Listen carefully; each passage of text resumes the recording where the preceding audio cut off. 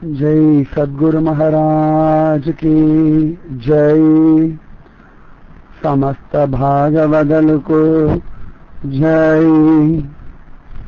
राधे कृष्ण।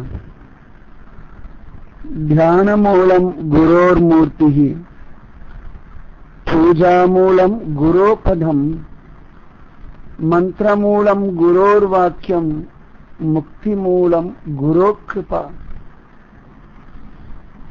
எவ்வளவு சொன்னாலும் குருமகிமை சொல்லி மாளாது.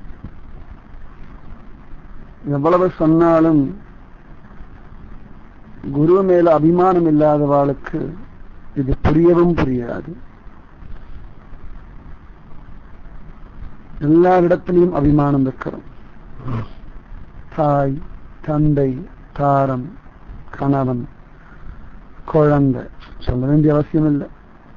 இன்னும் எத்தனையோ உண்டு. இவ்வளவு பேரிடத்துல விசேஷமான ஒரு பிரீத்தி, விசேஷமான ஒரு நம்பிக்கை எல்லாம் இருக்கு. ஆனா குருவிடத்துல மட்டும் எப்பொழுதும் சந்தேகம்தான் பிராதான்யமா இருக்கு. குருவனிடத்துல மட்டும் அசாத்தியமான நம்பிக்கை வந்துடுத்துனா சொல்ல வேண்டிய அவசியம் இல்லை. எவ்வளவு நன்னா இருக்கும்னு சொன்னாலும் புரியாது, அனுபவிக்கத்தான் முடியும். அந்த குரு மகிமையை ருத்ரனாகப்பட்ட சிவபெருமான் ரொம்ப அனுபவிக்கிறார். அனுபவிச்சு அனுபவிச்சு சொல்றார், சொல்லிண்டே இருக்கார் குரு கீதால. அத சொல்றார், தியான மூலம் குரோர் மூர்த்தி, தியானத்திற்கு மூலம் குருடைய மூர்த்தி. பூஜா மூலம் குரோபதம், பூஜைக்கு மூலம் குருவுடைய பாதம்.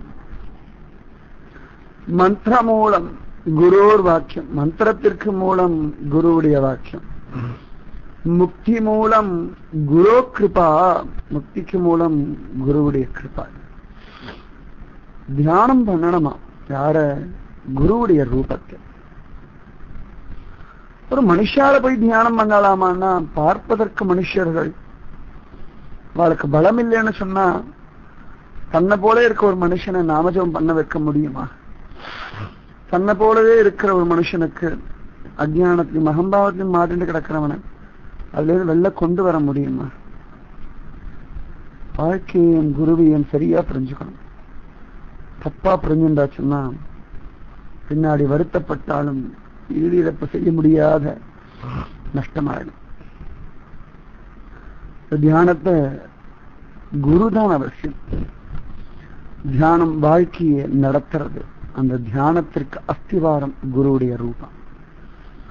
ஒரு சந்தர்ப்பத்துல யதிராஜர் சுவாமி ராமானுஜர் திருக்கோஷ்டியூர் நம்பிய சேவிக்க போறார். இப்படி போன சமயத்துல திருக்கோஷ்டியூர் நம்பி கிரகத்துல இல்லை. உடனே கேட்ட உடனேயே திருக்கோஷ்டியூர் நம்பியுடைய மகள் அப்பா மாடி மேல இருக்கார் அப்படின்னு சொன்னார்.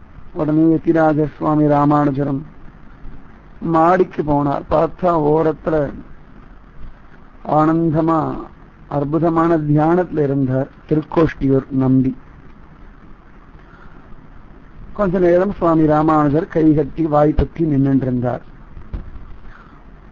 சிறிது நேரம் கழிச்சு திருக்கோஷ்டிய நம்பி கண்ணை முடிச்சு பார்த்தார். யதிராஜர் கேட்டார், தேவரிடத்துல ஒரு விஷயம் கேட்கணும், கேட்கலாமா அப்படின்னு கேட்டார். இந்த வினயம் வேணும். உடனே கேளுடா குழந்தை அப்படின்னாராம் திருக்கோஷ்டியூர் நம்பி. இன்னும் யதிராஜர் கேட்டார், தேவரில் எந்த வஸ்துவ தியானம் பண்றேள், எந்த நாமத்தை ஜபிக்கிறேள்னு எனக்கு தெரிஞ்சுக்கணும்னு ஆசையா இருக்கு. தேவரில் அடியனுக்கு அந்த ரகசியத்தை சொல்லுவேளா அப்படின்னு கேட்டார். உடனே திருக்கோஷ்டியூர் நம்பி கண்கள்ல ஆனந்த கண்ணீர் வழிய மயிர்கால்கள் கொத்திண்டு நிற்க, அப்பா அற்புதமான ஒரு கேள்வி கேட்டேன். இதுவரைக்கும் யாரிடத்திலையும் அடியேன் சொல்லாத ரகசியத்தை இன்னைக்கு உனக்கு சொல்றேன்டா குழந்தை. என்னுடைய ஆச்சாரியரான ஆள வந்தார், தீர்த்தமாடுவார். அப்படி தீர்த்தமாடுற சமயத்துல அவருடைய சிவந்த அற்புதமான முதுகு ரொம்ப விசேஷமா ரொம்ப ஆச்சரியமா இருக்கும். என்னுடைய தியான வஸ்து அது தாண்டா குழந்தை. நான் ஜபிக்கிற நாமம் என்னுடைய ஆச்சாரியனுடைய பெயரான யாமுனாச்சாரியன் அதுதான் அப்படின்னாரு. கேட்ட உடனே யதிராஜர் கண்கள் ஆனந்த பாஷ்பம். தியானம் மூலம் குரோர் மூர்த்தி, தியானத்துக்கு மூலம் குருவுடைய ரூபம், பூஜா மூலம் குரோபதம், பூஜைக்கு மூலம் குருவுடைய பாதம். முதல்ல பூஜை பண்ண வேண்டியது குருவுடைய திருவடியத்தான். அதுதான் பிராதான்யம். இதுல சுவாமி ராமானுஜருடைய சிஷ்யர் வடுக நம்பி ரொம்ப விசேஷமானவர். ஒரு சந்தர்ப்பத்துல சுவாமி ராமானுஜரும் அவருடைய சிஷ்யர்களுமா காவேரியை தாண்டி க்ஷேத்ராடனம் போகலாம்னு கிளம்பினான். அந்த மாதிரி சமயத்துல எம்பெருமானாருடைய திருவாராதன மூர்த்தி வரதராஜன் வச்சிருப்பார் யதிராஜர். இன்னைக்கு கூட பார்த்தோம்னா ஸ்ரீரங்கத்துல யதிராஜர் ஆராதனை பண்ண அந்த விக்கிரகம் இருக்கு, அந்த மூர்த்தி இருக்கு. அந்த மூர்த்தி இருக்கிற பெட்டிய தலையில சுமந்துண்டு நம்முடைய வடுக நம்பி போறார். தலையில யதிராஜருடைய ஆராதனா மூர்த்தி வரதராஜன் வச்சிருக்க பெட்டி தலையில வச்சிருக்கார், ஒரு கையினால பிடிச்சிருக்கார். இன்னொரு கையில யதிராஜருடைய பாதுகைகள் அதை சுமந்துண்டு இந்த வடுக நம்பி இப்படி காவிரி ஆற்றை இறங்கினார். எல்லாரும் இறங்கினார். அப்படி போயிட்டு இருக்க சமயத்துல ஒரு சிட்டியில கொஞ்சம் அதிகமா ஜலம் இருக்கும் பொழுது யதிராஜருடைய பாதுகைகள் ஜலத்துல நனைஞ்சிடுமோன்ற மாதிரி சந்தர்ப்பத்துல வடுக நம்பி யதிராஜருடைய பாதுகைகளை எடுத்து யதிராஜர் ஆராதனை பண்ணும்படியான அந்த வரதராஜனுடைய மூர்த்தி இருக்கிற பெட்டி மேல வச்சுட்டார். உடனேயே யதிராஜருக்கு ரொம்ப துக்கமாயிடுது. ஏண்டா வடுகா இப்படி பண்ணலாமோ அப்படின்னு கேட்டாராம். உடனே வடுக நம்பி கொஞ்சம் இப்படி திரும்பி பார்த்து சொன்னாராம், உம்முடைய பெருமாளுக்கு என்னுடைய பெருமாள் ஒன்றும் சரச்சவர் இல்லை, குறைஞ்சவர் இல்லைன்னு. சில பேருக்கு இது கொஞ்சம் இப்படிலாம் பண்ணலாமா, இதெல்லாம் ரொம்ப அதிகமா தெரியலையான்னு. உத்தமமான குரு அறிஞ்ச பிறகு மூர்த்திகள் மேல மனசு லயப்படுமா? ஹரே கிருஷ்ணா. அதனால மூர்த்திகள் கேவலம் அர்த்தம் இல்லை, ஆனா குருவும் மூர்த்திகளுக்கு குறைஞ்சவர் இல்லைன்னு தான் அர்த்தம். யதிராஜர் ஆராதனம் என்ற மூர்த்திக்கு என்ன பலம் உண்டோ அதே பலம் வடுக நம்பி ஆராதனை பண்ற யதிராஜருடைய பாதுகைகளுக்கும் உண்டு. யதிராஜருடைய மூர்த்தி என்னவெல்லாம் தருமோ அதையெல்லாம் வடுக நம்பியுடைய ஆராதனாவை மூர்த்தியா இருக்கின்ற யதிராஜ பாதுகையும் தருமா. இந்த யதிராஜ பாதுகா அத்தனை விசேஷம். பூஜா மூலம் குரோபதம், இந்த குருவுடைய பாதம் தான் பூஜைக்கு மூலம். மந்திர மூலம் குரோர் வாக்கியம், மந்திரத்துக்கு மூலம் குருவுடைய வாக்கியம். லோகத்துல பார்த்தோம்னா எத்தனையோ மந்திரங்கள் சொல்றோம்.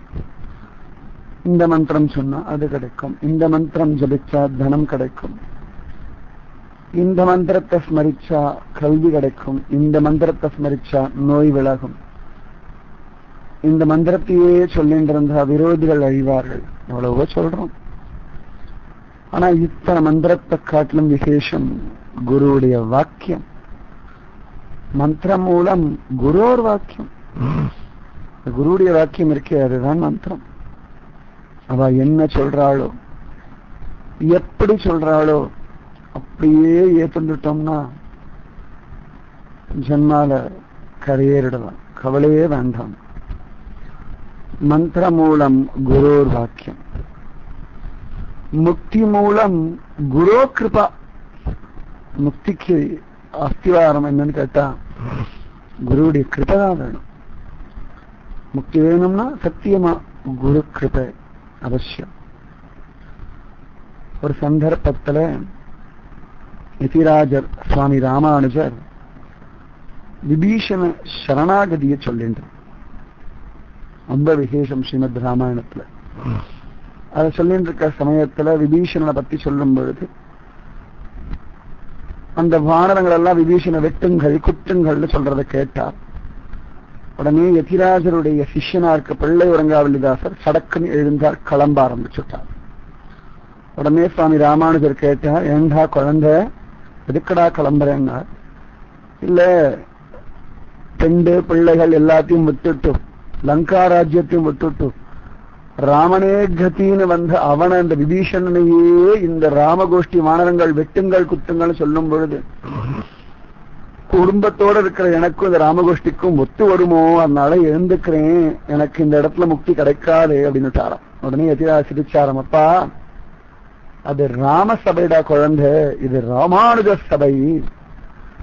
எனக்கு முக்தி உண்டுன்னா உனக்கு உண்டுடா, என்னுடைய ஆச்சாரியன் பெரிய நம்பிகளுக்கு முக்தி உண்டுன்னா எனக்கு உண்டுடா, பெரிய நம்பிகளுடைய குருவா இருக்கிற ஆளவந்தாருக்கு முக்தி உண்டுன்னா பெரிய நம்பிகளுக்கு உண்டுடா, ஆளவந்தாருக்கு ஆச்சாரியருக்கு மணக்கால் நம்பிகளுக்கு முக்தி உண்டுன்னா ஆளவந்தாருக்கு உண்டு, மணக்கால் நம்பிகளுடைய ஆச்சாரியன உய்யக்கொண்டாருக்கு மோட்சம் உண்டுன்னா அந்த மணக்கால் நம்பிகளுக்கு உண்டு, உய்யக்கொண்டாருடைய ஆச்சாரியனான ஸ்ரீமன் நாதமணிகளுக்கு மோட்சம் உண்டுன்னா உய்யக்கொண்டாருக்கு உண்டு, அந்த நாதமணிகளுடைய ஆச்சாரியனா இருந்து எல்லாத்தையும் சொல்லிக் கொடுத்த சுவாமி நம்மாருக்கு மோட்சம் உண்டையில் நிச்சயமா நாதமணிகளுக்கு உண்டு.